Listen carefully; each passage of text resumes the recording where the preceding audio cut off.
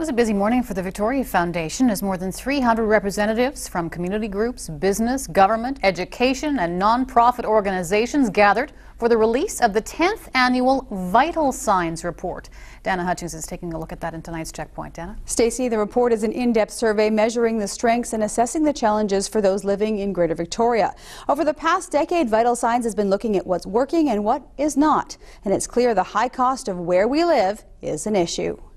For the 7th year in a row, the cost of living is the #1 issue. In fact, the report found that 23% of those living here could not pay their bills on time at least once in the past year. And 26% feel high or overwhelming stress associated with personal finance.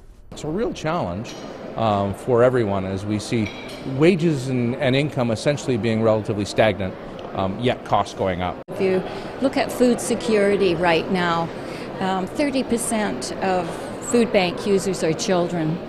So once that becomes, in the public awareness, that's what causes things to happen, people to ask questions. But in the 10th Vital Signs report, there's also another trend emerging, an increasing concern about transportation.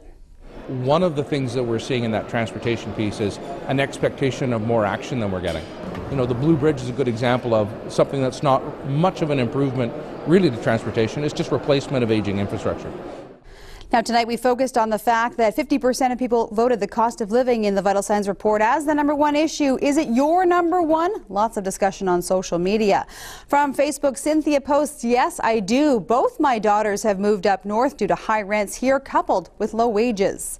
Ken tweets, "Yes, failure of wages, pensions and social programs to keep up with the cost of living is an issue, especially for people on fixed incomes." Raina tweets, "Agreed. Families have to get creative." And the results of our web poll, 67% agree the cost of living is the #1 issue, 33% do not. And for more on the Vital Signs report, V. Cooper will have an in-depth feature on the findings Sunday on Check News at 5. And that's tonight's Checkpoint.